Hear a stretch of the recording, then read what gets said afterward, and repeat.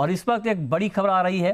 सूत्रों के हवाले से खबर है कि 13 अगस्त को मानसून सत्र के समापन के बाद केंद्र सरकार 16 या 17 अगस्त को 3 दिन का एक विशेष सत्र बुलाने पर विचार कर रही है।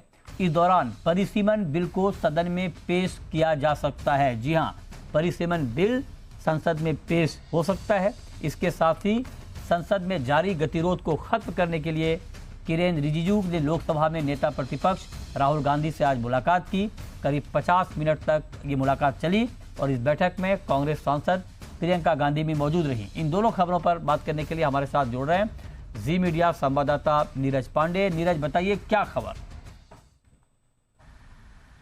देखिए, परिसीमन बिल को लेकर चर्चा बहुत तेज हो गई है और चर्चा इसलिए भी तेज हो गई क्योंकि आज राहुल गांधी और केंद्रीय संसदीय मंत्री किरेन रिजिजू के बीच एक 40 मिनट की मुलाकात चली और 40 मिनट की मुलाकात के दौरान बहुत सारी बातें हुई। जो of the record Kiren Rijiju ने जब पत्रकारों से बात की तो उसमें उन्होंने बताया कि परिसीमन बिल समेत कई विषयों पर चर्चा हुई, जिसमें FCRA बिल भी था और संसद को चलाने को लेकर भी चर्चा हुई।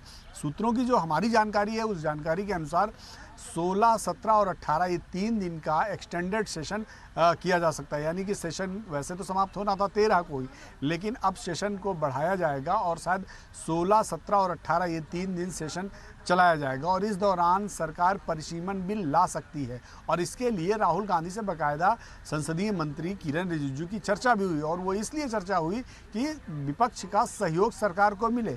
फिलहाल विपक्ष की तरफ से कल तक का समय मांगा गया है और कहा गया कल वो अपने निर्णय से अवगत कराएंगे।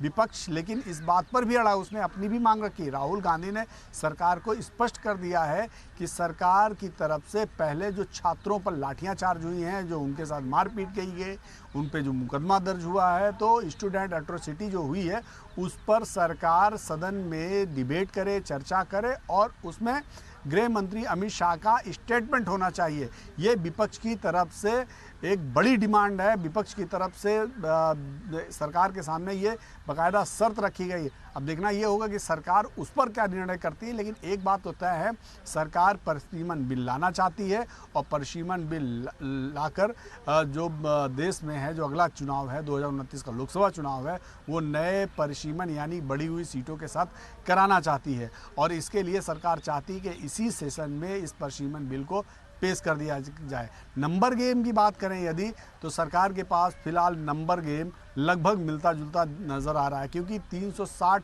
नंबर चाहिए। संविधान के 130वें और 131वें संशोधन के लिए सरकार को संविधान संशोधन के लिए 2/3 बहुमत चाहिए। 2/3 बहुमत में अभी माना जा रहा है करीब करीब उनको 360 सांसदों की ज़रूरत है, जिसमें उनकी DMK से बात चल रही है, NCP शरद पवार के साथ बातचीत चल रही है, कुछ और छोटी पार्टियां हैं 2-2 सांसदों की, 1-1 सांसदों की, उनसे सरकार की बातचीत चल रही है। 1-to-1 उनके साथ सरकार कर रही है और माना ये जा रहा है कि सरकार इन सभी से के सहयोग से परिसीमन बिल को संसद में पास करा लेगी।